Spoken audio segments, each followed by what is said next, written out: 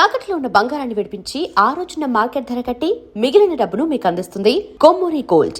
2002 వరకు దండకారణ్యంలో మీద ఒక వెలుగు తర్వాత క్రమేపీ తగ్గిపోవడం కారణం ఏంటి? 2002 కాదండి, 2011 చివరి వరకు ఉద్యమం పురోగమనంలో ఉందని మా సమీక్ష. 2011 చివరిలో దండకారణ్య ఉద్యమం గడ్డు స్థితికి వెళ్ళింది అనేది. ఎందుకు? దాని మీద ఆధారపడి దేశవ్యాప్త ఉద్యమం 2012 నాటికి గడ్డు స్థితిలోకి వెళ్ళిందని మేము సరే, మీరు ఆ విధంగా అనుకున్న కారణం ఏమనుకోవచ్చు? కారణము అని అంటే అనేక కారణాలు ఉన్నాయి. అంటే ఇప్పుడు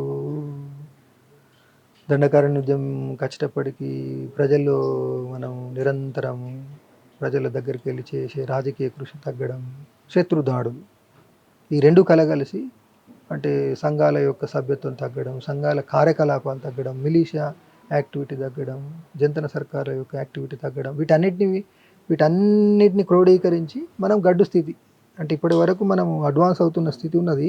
ఇది అడ్వాన్స్ అనేటువంటిది ఆగుతున్నట్టుగా కనిపిస్తున్నది అనే దాన్ని వ్యక్తీకరించడానికి గడ్డు స్థితి అన్న. కానీ మీరు ఆ విధంగా అంటున్నారు, కానీ ప్రభుత్వాలు ఏం చెప్తున్నాయంటే దండకారణ్యంలో జంతన సర్కార్ పెట్టడం అంతవరకు బాగానే ఉంది, కానీ వాళ్ళు రాజ్యంపై దాడులు చేయడం, రాజకీయ నాయకులు చంపడం, దర్బా లాంటి ఘాట్లో విసి శుక్లా అనేటువంటి అటాక్ చేయడం, ఇటువంటి సంఘటనలు జరిగిన తర్వాత పోలీసు ఒక డిమోర్ అవుతుంది. కాబట్టి పోలీసు అప్పర్ హ్యాండ్ అవ్వడానికి మేము మిలిటరీ ఆపరేషన్లు కానీ సల్వార్ జూడం పెట్టడం జరిగింది. కాబట్టి అక్కడ వాళ్ళకి మైనస్ అయిందని ప్రభుత్వం చెప్తుంటారు. అదే అంటే వాస్తవానికి మేము మా అంతటా మేము ఆయుధాలు బట్టి డెలిబరేట్గా మేము శత్రువు మీద మొదటి తూట పేల్చలేదు. ఇక్కడ తెలంగాణలో కానీ దండకారణ్యంలో కానీ దేశంలో ఎక్కడైనా కానీ మొదటి తూట పేల్చింది, దాన్ని కంటిన్యూ చేసింది స్టేట్ ఫస్ట్. అనివార్యంగా ఆత్మరక్షణ కోసం మేము యుద్ధం చేస్తున్నాం. ఇప్పటికి కూడా మేము చేసేది ఆత్మరక్షణ యుద్ధమే.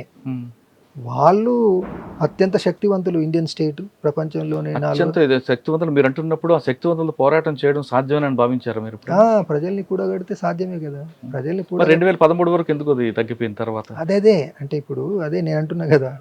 ఇప్పుడు వాళ్ళు అంటుంది ఏంటంటే వాళ్ళే సల్వాజుడును ప్రారంభించేసి రోజు ప్రజలను నరసంహారం చేస్తూ గ్రామాల మీద బట్టి ప్రజల్ని తలలు పోయడం, క్రూరంగా ఏంటంటే కత్తులతో చీల్చడం, ఇవి చేస్తుంటే ఆత్మరక్షణ కోసం ప్రతిఘటించాల్సిందే కదా. అట్లా ప్రతిఘటించడం అవసరమే కదా. ఆ ప్రతిఘటనలో కొన్నిసార్లు అప్స్ అండ్ డౌన్స్ ఉంటాయి, పురోగమన తిరోగమనాలు ఉంటాయి. అందులో భాగంగానే 11 వచ్చేటప్పటికి ఇతరత్ర కారణాలతో పాటు స్టేట్ అప్పర్ హ్యాండ్ సాధించింది. కాబట్టి అంటే 2005 నుండి మొదలుపెట్టి అంటే దండకారణ్యంలో ఉన్నటువంటి దేశంలో ఆదివాసీ ప్రాంతాలు ఉన్న సంపదను అంతటిని కొల్లగొట్టడానికి దేశ విదేశీ కార్పొరేట్ కంపెనీలతోటి ఎంఓయూలు చేసుకోవడం మొదలుపెట్టింది కదా. దానికి ప్రజల్ని ఆమోదింపజేయడానికే దాడులు. కానీ 2016 తర్వాత దండకారణ్యంలో మీ ప్రాబల్యం పెంచుకోవడానికి మీ విపరీతమైన దాడులు చేయడం, సిఆర్పిఎఫ్లో 76 మంది చంపడం, ఓచుకోతలు కోయడం, ఇవన్నీ కూడా విపరీతం చేశారు మీరు. అంటే మీరు మీ ప్రాబల్యం ఉంది అని నిరూపించుకోవడానికి అప్పటి నుండి ప్రభుత్వాలు కూడా చాలా సీరియస్గా తీసుకున్న విషయం మీరు. అదే నేను రిపీటెడ్గా చెప్తుంది, ప్రభుత్వాలే ముందు మా మీద ఒక పథకం ప్రకారం దాడులు, అది తెరిపి లేని పథకాలు. అంటే ఇప్పుడు సల్వాజుడు అనేది పాపులర్ అయింది. అవి అసలు ఏంటంటే వైట్ మిలీషియాస్ కదా. అంటే ఒక దగ్గర సల్వాజుడుము, ఒక దగ్గర శాంతి వాహిని, ఒక దగ్గర హర్ముద్ వాహిని, ఒక దగ్గర ఇంకో పేరు అంతా కేంద్ర హోంశాఖ రూపొందించిన పథకాలు. 2005 నుండి 9, 2009 నుండి ఆపరేషన్ గ్రీన్ అంటూ 12 వరకు అని ప్లాన్ వేసుకున్నారు. అది విఫలమైంది కాబట్టి దాన్ని మరో 5 ఏళ్ళు పొడిగించాలని అనుకున్నారు. ఆపరేషన్ గ్రీన్ అంటూ 17, 12 నుంచి 5 అంటే 17 తర్వాత ఏమనుకున్నారు, దాన్ని సమీక్షించి సమాధానం అన్నారు. 22 వాళ్ళు పెట్టుకున్నది. 22 సమీక్షించి ఏమన్నారు, 2 ఏళ్ళు అని అన్నారు. 2 ఏళ్ళ తర్వాత మళ్ళీ కగార్ అనేటువంటి ఒక యుద్ధాన్ని తీసుకొచ్చారు. కానీ కగార్ అనౌన్స్ చేసిన తర్వాత ఇది కూడా ఆపరేషన్ గ్రీన్ హంట్ లేదు అనుకున్నారా, లేదు కగార్ అనేది ఇంకా స్ట్రాంగ్ అనుకున్నారా? అబ్బో, కగారు చాలా భారీ యుద్ధం అని మేము ప్రకటించినాం కదా, మా మీద చేస్తున్న భారీ యుద్ధం. అసలు నిజానికి మేము అనుకున్నది 18లోనే, ఎప్పుడైతే కేంద్రంలో బీజేపీ వచ్చిందో వాళ్ళు కాంగ్రెస్ ప్రారంభించినటువంటి గ్రీన్ హంట్ను కొనసాగించుకుంటూ వచ్చిండ్రు. 17లో సమీక్షించి సమాధానం మొదలుపెట్టిండ్రు. దాన్ని సంవత్సర కాలం సమీక్షించి మేమేమనుకున్నాం అని అంటే, రానున్న రోజుల్లో భారీ యుద్ధం జరుగుతుంది కాబట్టి గెరిల్లా యుద్ధ సూత్రాలను అనుసరించి భారీ యుద్ధం నుంచి మనం రక్షించబడాలి అని అంటే మనం రిట్రీట్ కావాలి. యుద్ధంలో అవకాశం ఉన్నప్పుడు అడ్వాన్స్ కావాలి. అడ్వాన్స్ కాలేని స్థితిలో మనం ఏంటంటే రిట్రీట్ కావాలి. అది మీరు వైఫల్యం చెందారా? అయితే ఈ విషయాన్ని మా డీకేలు ఉన్న బలగాలకు దాని లోతుపాతులు అందలేదు, దూరదృష్టి లేదు. ఇప్పుడు తక్షణంగా కనిపిస్తున్న అనుకూలతలనే ఇవి ఇంకా దీర్ఘకాలం ఉంటాయని అనుకున్నారు. అది పొరపాటు. అప్పుడే గనక మేము కేంద్ర కమిటీ నిర్ణయించినట్టుగా రిట్రీట్ అయి ఉంటే ఈ రకంగా ఉండకపోయేది స్థితి. కానీ ఒక దశలో ఉమ్, ముప్పాల గణపతి గారు కానీ ముప్పాల గణపతి గారు ఎప్పుడైతే బీఆర్ గారికి ఇచ్చారో ఉమ్. బీఆర్ గారు కూడా ఈ ఉద్యమం ఎలా తీసుకువెళ్ళాలి అనే ఆలోచనలు పడ్డారు అనేది వాస్తవం. అంటే ఇప్పుడు కేవలం ఒక ప్రధాన కార్యదర్శి ఆలోచనలు పడడం ఉండదు. మొత్తం సీసీ సభ్యులు, మా తర్వాత రాష్ట్ర కమిటీ సభ్యులు ఎప్పుడు నిరంతరం సమావేశాలు జరిగినప్పుడు ఉద్యమం యొక్క వర్తమాన స్థితి ఏంటి, దీని ముందు ఉన్నటువంటి రాజకీయ నిర్మాణ సైనిక సవాళ్ళు ఛాలెంజెస్ ఏంటి, దీన్ని అధిగమించడానికి ఏం చేయాలి అనేది కదా సమావేశాలు. అవును. కాబట్టి కమిటీల యొక్క సమిష్టి చర్చల ఫలితమే తీర్మానాలు లేదా ఎత్తుగడలు. ఉమ్. అందులో భాగంగా బీఆర్ ఇంకా మరింత ప్రధాన కార్యదర్శిగా మరింతగా ఇంకెక్కువ కానీ చాలా ఆలోచించారు. కాలం ఆలోచనలు పడ్డారు ఎలా ముందుకు తీసుకువెళ్ళాలి యుద్ధాన్ని, ఉద్యమాన్ని అనేది. అదే చెప్తుంటాం కదా మేము 18లో చర్చిస్తే ఆమోదించినటువంటి దుష్ఫలితం అంటున్నాం కదా. అందుకోసం ఏంటంటే ఒక నిర్ణయం దూరదృష్టితో తీసుకున్నప్పుడు దాన్ని మేము అర్థం చేయించాలి లేదా అర్థం చేసుకోవాలి. ఇరుపక్షాలకు సంబంధించింది అర్థం చేయించడానికి మేము ప్రయత్నం చేసినాం, కానీ అర్థం చేసుకోలేని స్థితిలో శత్రువు యొక్క ఇంకా నిరంతరం బలగాల పెంపు ఆధిక్యత చేసేసి ఒక వ్యూహం చక్రవ్యూహంలో ఇరుక్కపోయినట్టు అయిపోయింది సకాలంలో తీసుకొని. కానీ రిట్రీట్ అవ్వాలనేది కొండపల్లి సీతారామ గారు గతంలోనే ఒక తీర్మానం చేశారు. ఎప్పుడైతే యుద్ధం శత్రువుకి బలం పెరుగుతుందో మనం రిట్రీట్ అవ్వాలి, వ్యూహం మనం మార్చుకోవాలని. అప్పుడు ఆయన మీరు అందరూ వ్యతిరేకించారు. కానీ ఇప్పుడు అదే ఆలోచన తీసుకొచ్చారు. 2018లోనే మీరు చెప్తున్నట్లుగా ఇదే ఆలోచనలు తీసుకొని ముందుకు వచ్చుంటే పరానష్టం అంత జరిగి ఉంటుంది కదా. అదే మేము అంటున్నాం కదా, సీతారామయ్య వ్యతిరేకించలేదు. ఆయనది అద్భుతమైన ప్లాను.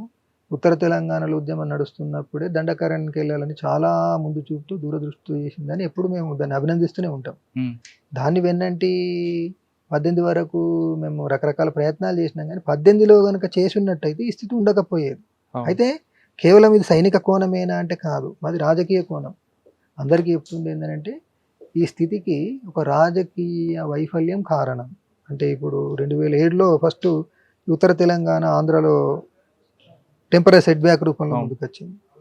అప్పుడు ఏమనుకున్నాము, ఇక్కడ ఉమ్మడి ఆంధ్రప్రదేశ్ సంబంధించిన మారిన సామాజిక పరిస్థితులు తగిన ఎత్తుగడలు చేపట్టలేకపోవడం ఈ స్థితి అన్నాం. క్రమంగా అది 11, 12 వచ్చేటప్పటికి అది దేశవ్యాప్త సమస్యగా మారిపోయింది. కాబట్టి అంటే 11, 12 నుంచి మొదలు పెట్టుకొని 20 వరకు మేము ఏదైతే చేద్దాం అనుకున్నామో చేయలేని ఒక స్థితి కూడా ఉందనుకోండి. శత్రువు నిరంతర దాడులు, నాయకత్వం అమరులు కావడము, పార్టీలో సమిష్టి నిర్ణయాలకి ఎక్కువ ప్రాధాన్యత ఉంటుంది, అవును వ్యక్తిగత నిర్ణయాలకు ఉంటుందా? ఉండదు. ఎందుకంటే ఏ స్థాయికి ఆ స్థాయిగా పార్టీ కమిటీలు కదా, పార్టీ కమిటీలు ఏకాభిప్రాయ సాధనతోటో మెజార్టీగానో నిర్ణయాలు తీసుకొని అమలు చేయాలి. వ్యక్తులు ఎంత గొప్ప వాళ్ళైనా వ్యక్తుల మాట అనేది అంతిమ నిర్ణయంగా ఎప్పుడు పార్టీ స్వీకరించాలి. ఒకసారి మనం 2018 నుంచి 2026 వరకు ఏం జరిగింది అని తర్వాత మాట్లాడదాం. ఇప్పుడు మీరు సరెండరా, అరెస్టా? అది అరెస్ట్, అది క్లియర్. నేను చాలా సంక్షిప్తంగానే ఎందుకు ఈ నిర్ణయం తీసుకున్నానే విషయాన్ని చాలా సంక్షిప్తంగా చెప్పాలనుకుంటున్నా. అనారోగ్య కారణాల రీత్యా నేను రహస్య జీవితాన్ని వదిలి బహిరంగ జీవితంలోకి రావాలని నిర్ణయం తీసుకున్నాను. అరెస్ట్ అని మీరు అంటున్నారు, కానీ ఆ రోజు డీజీపీ గారు చాలా స్పష్టంగా చెప్పారు, బయటకు వచ్చారు, మేము మా దగ్గర లొంగిపోయారని డీజీపీ గారు చెప్పారు. అదేవిధంగా రేవంత్ రెడ్డి గారు కూడా చెప్పారు. సిపిఐ మావోయిస్టు పార్టీ అత్యంత సీనియర్ నాయకుడు అయినటువంటి పోలిట్ బ్యూరో సభ్యుడు, central military commission in-charge Tippiri Tirupati alias Devuji alias Kumudada, అట్లానే సెంట్రల్ కమిటీ సభ్యుడు సిసిఎం అయిన మల్ల రాజిరెడ్డి ఎలియాస్ సంగ్రామ్, వీళ్ళిద్దరితో పాటుగా రాష్ట్ర స్థాయి చెందినటువంటి తెలంగాణ రాష్ట్ర కమిటీ కార్యదర్శి బడే చొక్కారావు ఎలియాస్ దామోదర్ ఎలియాస్ జగన్, మరియు రాష్ట్ర కమిటీ సభ్యుడు స్టేట్ కమిటీ మెంబర్ అయినటువంటి నూనె నరసింహారెడ్డి ఎలియాస్ గంగన్న ఎలియాస్ సన్ను దాదా కూడా అజ్ఞాతాన్ని వీడి బయటకు వచ్చినారు. వారికి మేము అభినందనలు తెలుపుతున్నాం. దానికి నేను వివరణ ఇస్తాను. అంటే ఒక సోను సతీష్ లాగా మేము ఇట్లా సరెండర్ కాదలుచుకున్నాము అని చెప్పి, లేదా పార్టీలో ఉంటూ శత్రువుతో చేతులు కలిపి వెళ్ళి సరెండర్ అయితే సరెండర్ కదా, మేము అట్లా వాళ్ళిద్దరిలాగా చేయలేదు. లేదు అనుకున్నట్టయితే మేము ఎక్కడో అడవిలో ఉండి ఒక రాజకీయ నాయకుని ఆశ్రయించి మేము ఇట్లా సరెండర్ కావాలి, నేను సరెండర్ కావాలనుకుంటున్నా అని ఒక రాజకీయ నాయకుని ద్వారా వచ్చి అయితే సరెండర్, లేదా పోలీస్ అధికారి దగ్గరికి వచ్చేసి నేను ఇట్లా సరెండర్ కావాలనుకుంటున్నా అని చెప్పి వస్తే సరెండర్. కానీ నేను పోలీస్ అధికారిని కాంటాక్ట్ చేయలేదు, రాజకీయ నాయకుడిని ఆశ్రయించలేదు, సోను సతీష్ల లాగా కూడా వచ్చి సరెండర్ కాలేదు. సరే, సోను కాబట్టి నేను ఒక ప్రయాణం చేస్తుంటే ఒక దగ్గర ఆగి ఉన్నప్పుడు తెలంగాణ పోలీసులు వచ్చి అరెస్ట్